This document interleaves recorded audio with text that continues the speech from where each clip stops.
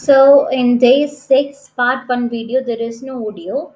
So I will explain those content here. Okay. First thing, we need to find a target. We need to choose a target. In this example, we are choosing the reddit.com.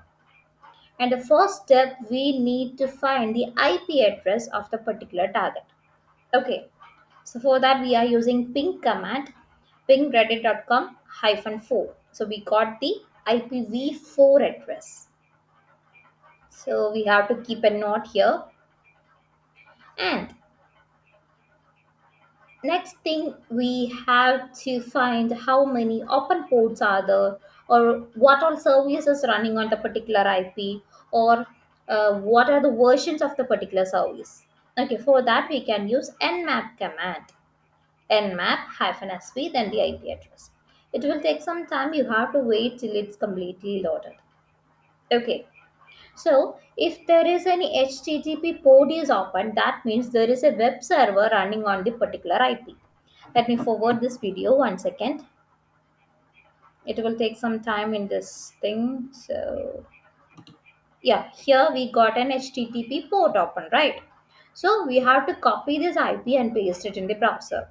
But in some cases, we can't directly visit website using the IP address because they are blocked those things. Okay, so when we paste it here, we can't see the web server in this thing. Okay, so the next thing, we can do the directory listing. Okay, the next step is directory listing. For that, we can use derb command, derb space the IP address. And 1 second. Oops, okay, I'll choose another target here. Yeah, testphp.wallenhub.com. So this is our target for this video, and copy the URL, clear the screen, and we can use the derb command, derb, then the website domain name. So it will list all the directories and files. So if you see any unusual file or unusual directory there, just visit that. Okay, and find it out if any sensitive information there in the directories. Okay, so it will take some time. Let me stop that here. And we can also use so other commands like other tools like dirbuster, gobuster, first command also for the directory listing.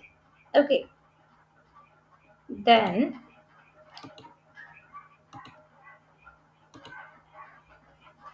yeah, here we got a directory called admin and we got a SQL file. It's just a query file. Okay, no need for that. Okay, let me stop the directory listing there. Okay, and 1 second.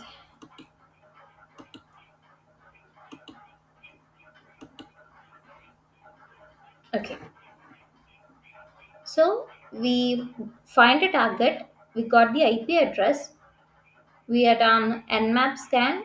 Next thing we are done directory listing, right? And we can also use whois command to get the registrar information like registrar email id, contact number, url, and some information also kept private. Okay, and we can use another command which is ns lookup. Let me check.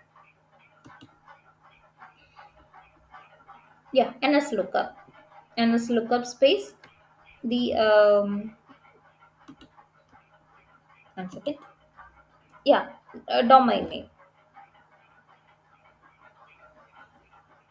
So we got the IP address, IPv4 and v6 address.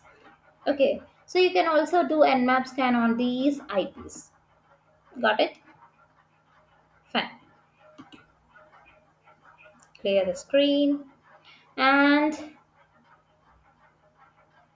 let me check. Is there any another videos here? Okay, yeah, fine. There is a GitHub link for Wayback URLs. Actually, in the last video, we had discussed Wayback URLs website, right? So similarly, we can use the wayback URL in our terminal. So this is the GitHub link. For that, you have to install Go language first. After that, you can run the command shown in this GitHub profile. Okay, so it's not that much mandatory because there is an official site of Wayback Machine, so you can check that. So I think that's all for this video. Um, Actually, if you have any doubt in this video, just ping me on the WhatsApp. I didn't follow this video, don't have any audio file. 1 second. Okay, actually, the part one video does not have any audio. I think I muted the audio first. That's the issue.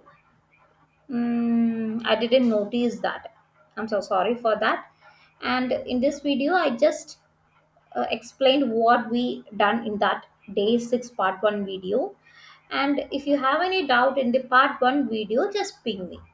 Okay, so till now day 6, we have covered just basic thing, just the uh, pre bug hunting things. Okay, so from the next video onwards, we will start our actual bug bounty hunting.